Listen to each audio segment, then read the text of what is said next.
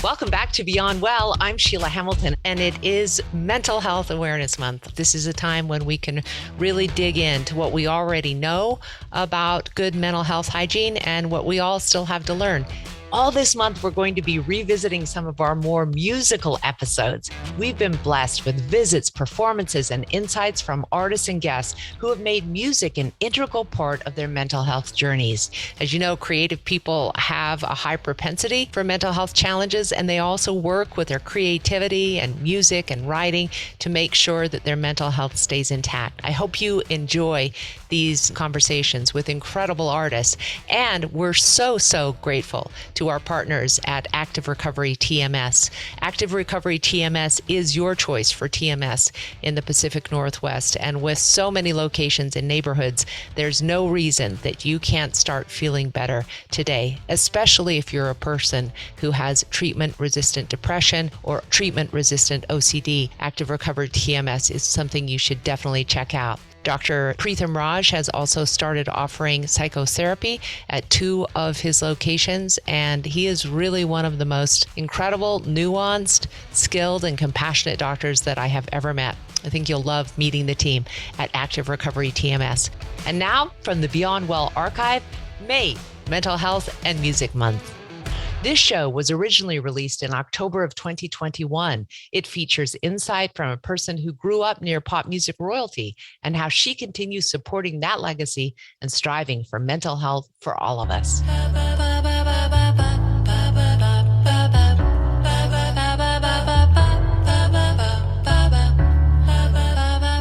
Welcome back to Beyond Well. I'm Sheila Hamilton. I want to have you meet this young woman that I learned about on Twitter because of some of my followers said you have to know about this person. A woman who is speaking openly about mental health.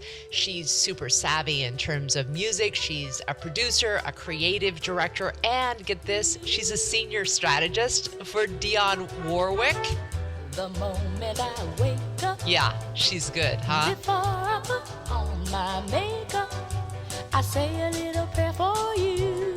So I want to introduce you to Brittany Warrick, a president of WN1 Agency, the creative director and senior strategist for Dionne Warwick, and in her own right, this kick-ass mental health activist who I think you are just going to fall in love with as I have. Good morning. Good morning, Brittany. It's so good to see you. This is a dream come true. To be honest, just to meet like-minded individuals, this is amazing.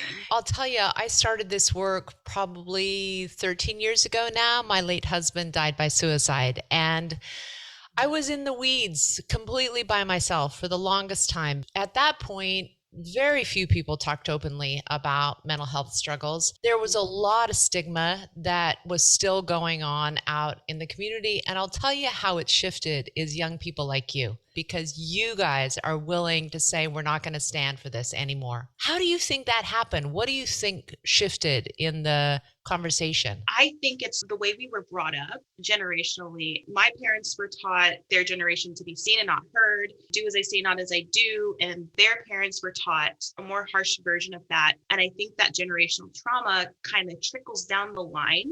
And so when we got to millennials, which I'm a millennial, and then Gen Z, it's like, wait a second, this is wrong. Why aren't we talking about mental health? Why aren't we talking about these hard conversations?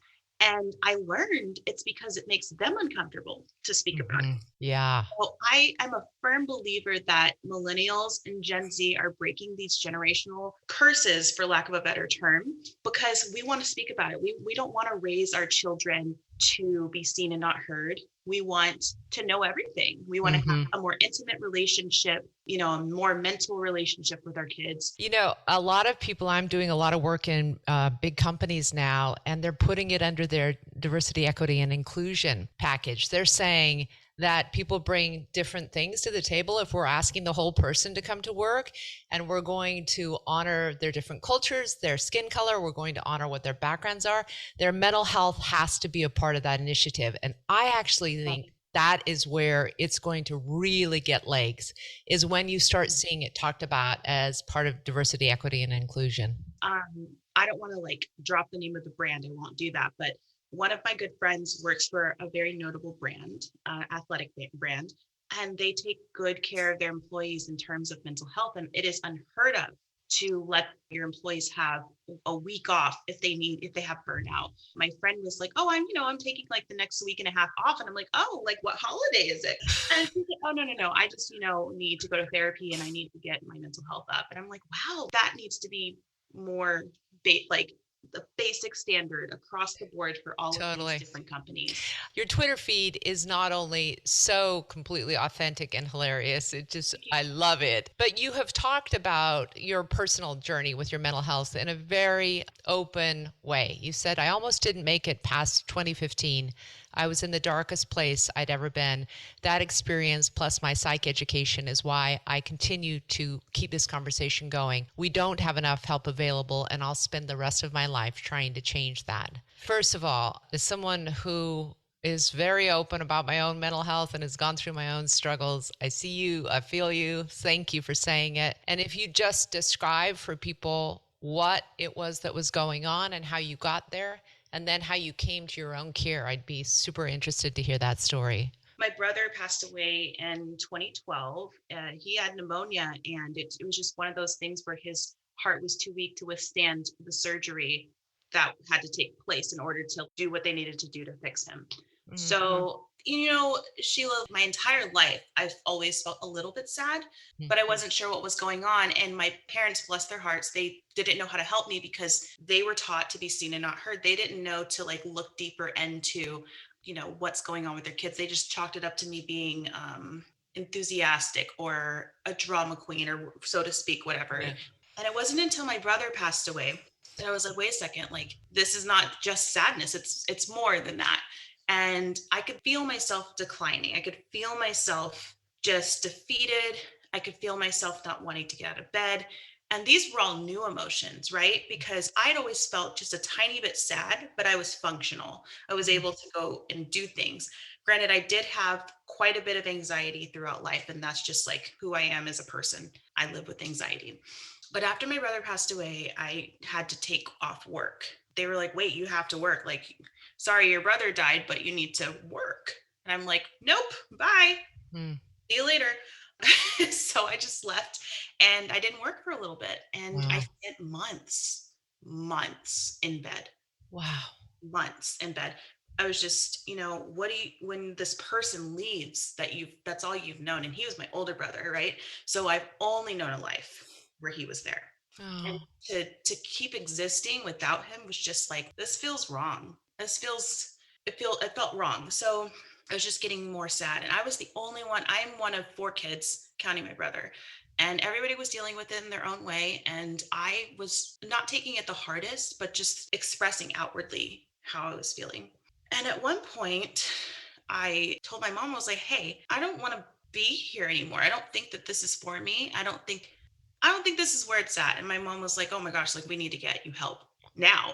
So she like took me to a place and I, got diagnosed and they got me help. And I think if she didn't do that, there would be a very different story.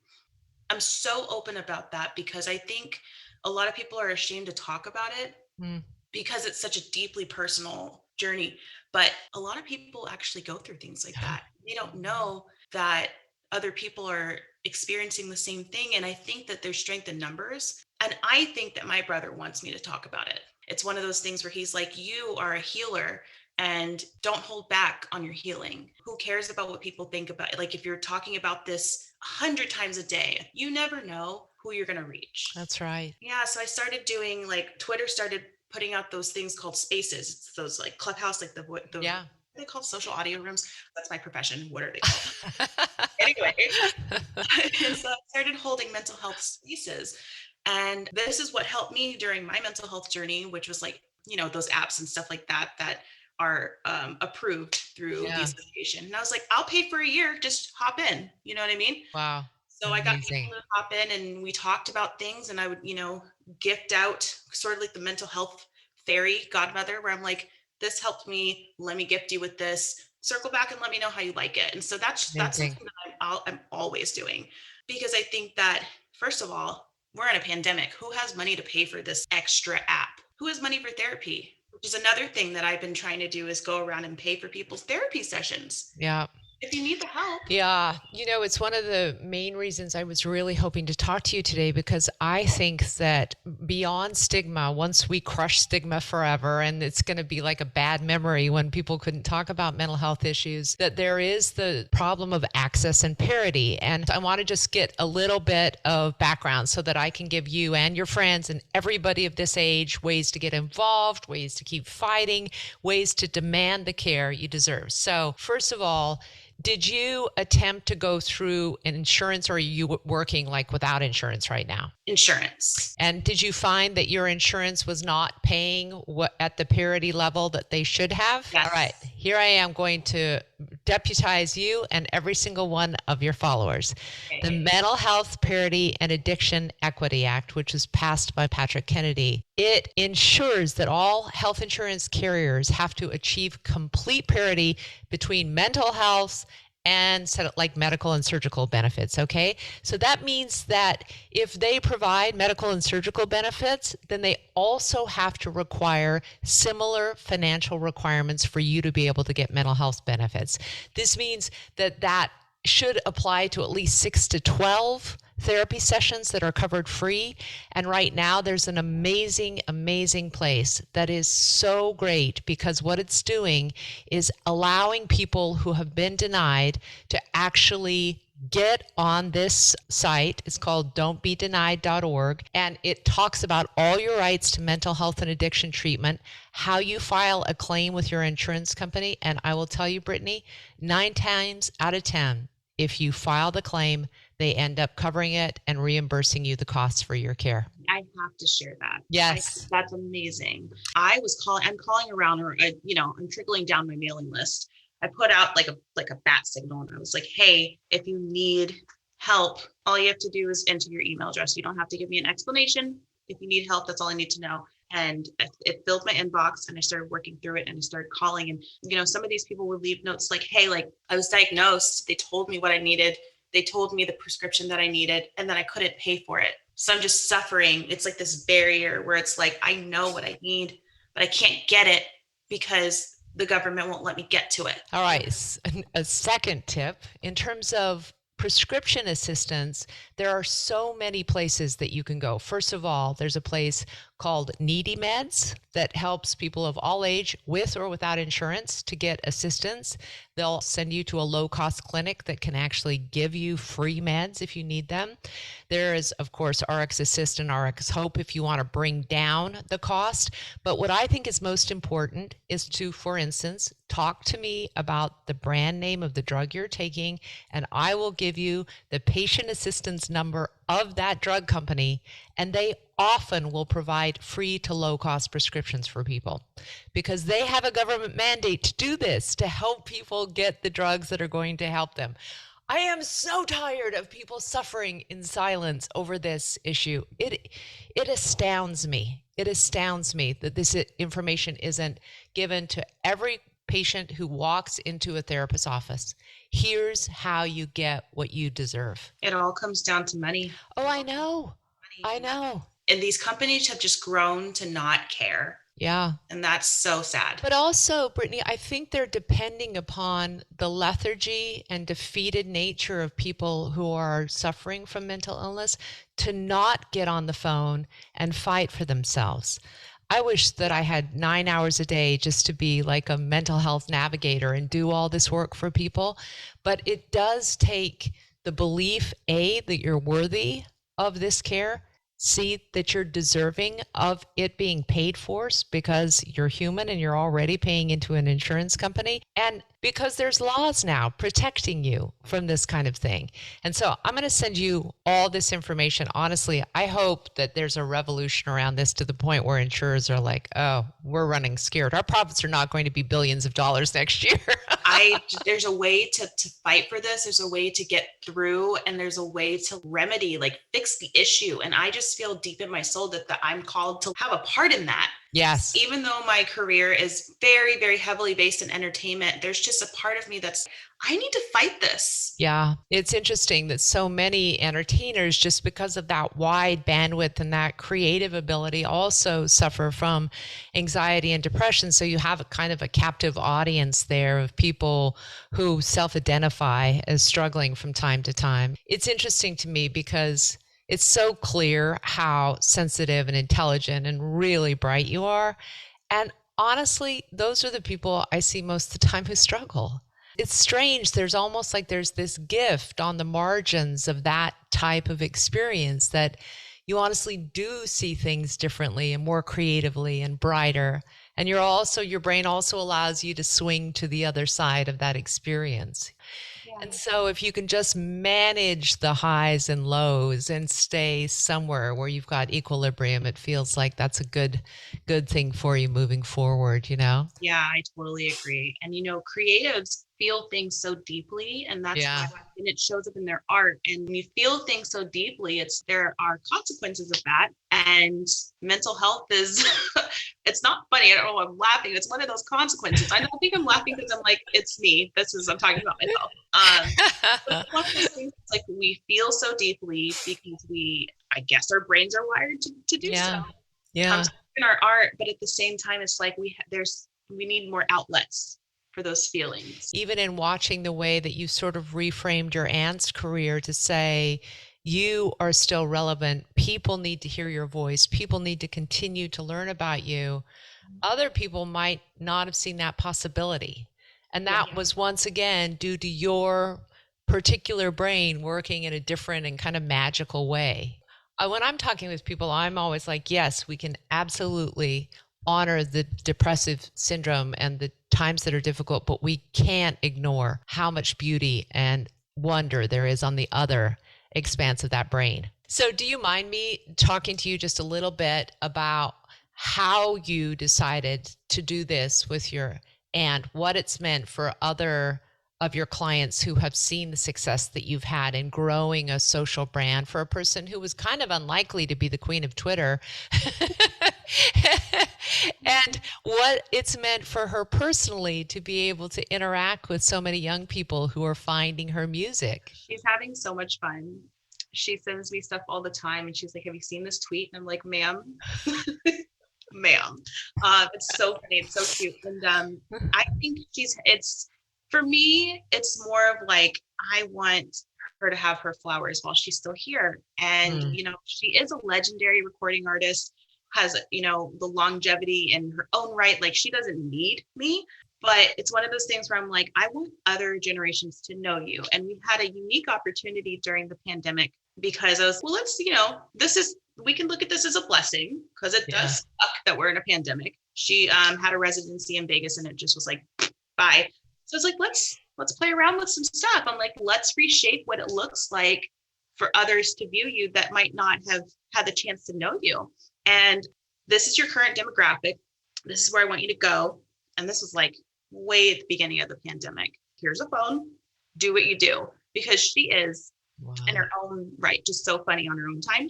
Where I was just say what you're thinking. And she's like, I don't want people to think I'm crazy. I'm like, success, the crazier you can be, right? Yeah. Or to just yesterday, actually, she was like, this is so fun. Oh my God. I know. It's interesting for me because I feel like social media is such a two-pronged tool for people. It can be so depressing for someone if they view social media as, oh, these people have that and I don't. If they see it as something that they're outside of versus something that is organic and is actually a part of them. And it's extremely helpful for people who actually know how to utilize it. How do you view it in terms of mental health? Oh, such a loaded question. I advise my loved ones all the time. I'm like, look, if you feel FOMO, you're most likely on Instagram. It's designed for FOMO. If you are politically charged and you're angry about something, get off of Facebook. Where that is, you have to really know the platform that you're on and know what to expect, because Twitter is all about the conversation. Anybody can say anything to you and you just have to take a grain of salt because who hurt them? You have to rewire your thinking to like, oh, that person is hurting. this has nothing to do with me. On Instagram, people are wanting you to think I'm perfect. This is my life. I just did this, blah, blah, blah. Look at my food. Like, and it's funny, but it's also one of those things that we learned about in school where it's like, there's going to be new mental illnesses coming with the younger generation because of these social platforms. So I view it as, I'm very cautious, especially with the younger kids in my family and my loved ones. I'm like, be careful with this app because X, Y, and Z and so owns it now. And like, I go into like anti mode and I'm like, don't do this.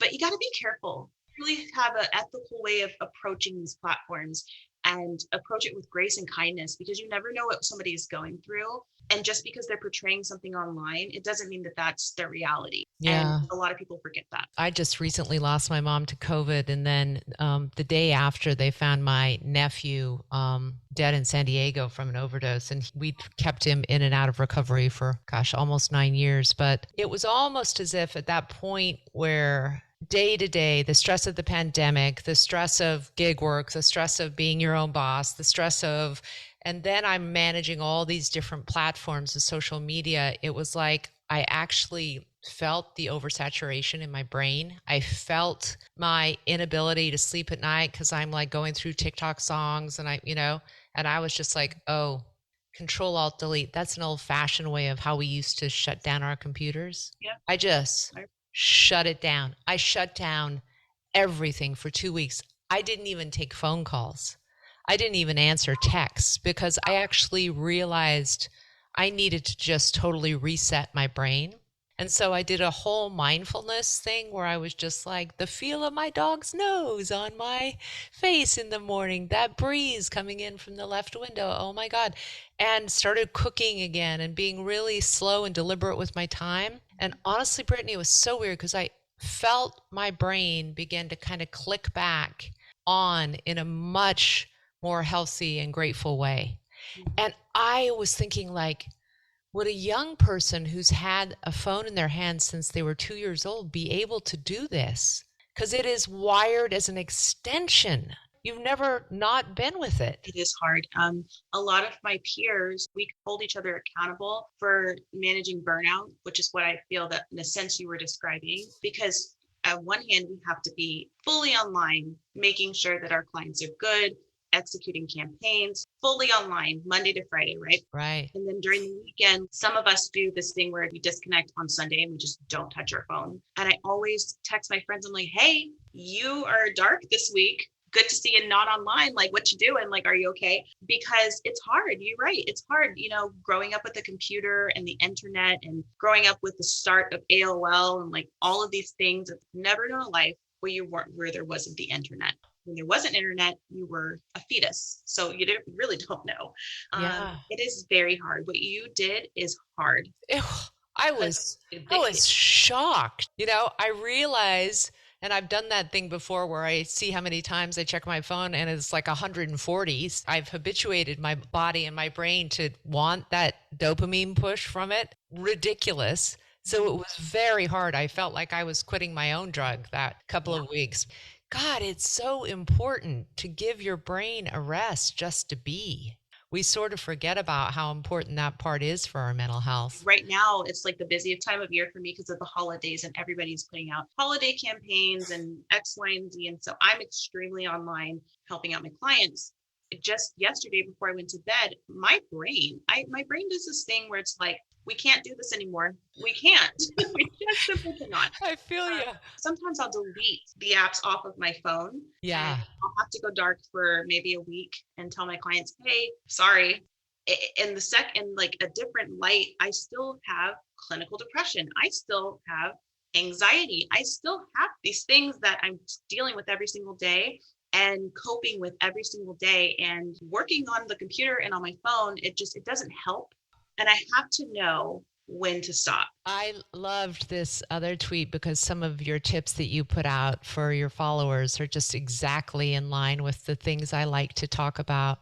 You said learning to relate to things as they really are and not as what they remind us of can help us to experience new things instead of repeating old cycles. I just want every trauma survivor to hear that.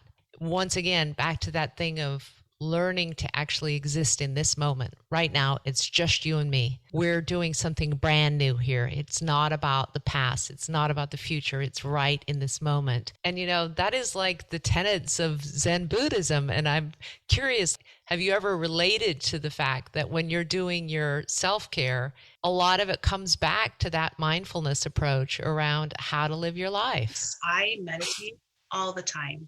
I am so deeply invested in learning about energy because we're all energy.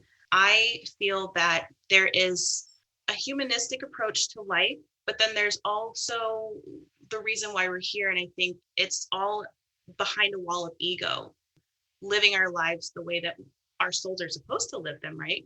As humans, we have ego that's normal for us to have, but breaking down the barrier of ego, you get to live unconditionally. That is something that I'm deeply invested in trying to put that word out to people, inspire people to break down the barriers of ego. We all struggle from it. That tweet that you read, I always subliminally tweet myself so that I can go back.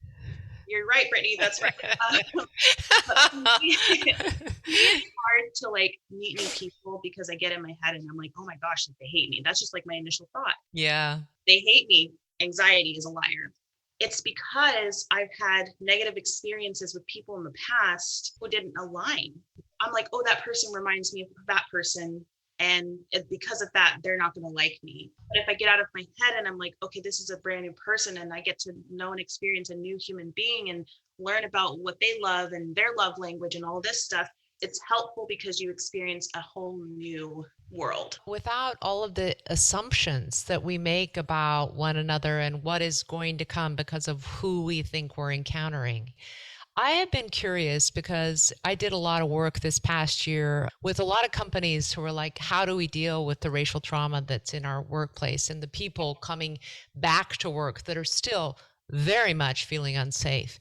And I was wanting to understand, when you speak as a Black woman, is there still a reluctance among your peers of color to talk openly about this? Do you see more reluctance among your friends who are Black than you do your friends who are white? If they're around my age, then we're just speaking our mind. Oh, wait, I just gotta cry a minute. I just never thought I'd reach my point in my career where I could hear that. That is so big. It's so huge. Oh, thank you. We are speaking our mind. And then I find that if they're slightly older than me, then they're hesitant. I'll get DMs all the time, for advice, where they're like, hey, I want to start blah X, Y, and Z for mental health. And what are your thoughts on this? Or I really want to speak out about this. What are your thoughts about that? And I'm finding it only takes one person to demonstrate for another person to follow suit. You can use that for good and you can use that for evil, depending on what your soul says, but your platform is there to inspire others. So I think, to answer your question, I'm finding that we're speaking our mind. My friends that are white are asking, hey, wow, is this okay? Or I want to make sure that I'm doing the right thing here because I am an ally, I support. I don't want to come off as, because some people will just say what they want to say and it's stuff and they didn't do their research. Don't even get me started on big brands. Oh yeah. But they're very mindful of how they approach it. There just feels to me there's going to be this world that I don't know, I might not be around to see it, where not only people really are getting parity for their mental health care, but it is integrated, that you don't go to a doctor at a hospital, a very beautiful hospital with a gorgeous lobby and the best real estate, and then your poor mental health clinic over here, that you don't have to fight for your medication, that it's all integrated into how we are as human beings, whole human beings with brains that are the biggest organ in our body. Of course, it's part of who we are in our physical health. So I'm wondering if you've thought about what would be your nirvana in terms of both your personal goals in this area of activism and also for society-wide. I would love to have a hand in access to mental health care coverage, to not have to make GoFundMe pages. And even as it comes down to funeral costs, bereavement, that is hard. Yeah. and it's expensive because everybody's got to make a dollar. That creates anxiety as well, and that person is in shock. So I think that there's not only within the mental health care industry that there's work to be done, but the companies that benefit from it, and also trying to integrate it within our companies and how we approach, hey, I have burnout. Right. Because if your employee has burnout, you're not going to get their best work anyway. You might as well let them have, take your PTO. Americans, mostly Americans, because, I've traveled outside a little. I've been around, Sheila, around the world. But, other countries approach work life differently. Oh, I know. Medical differently. Australia.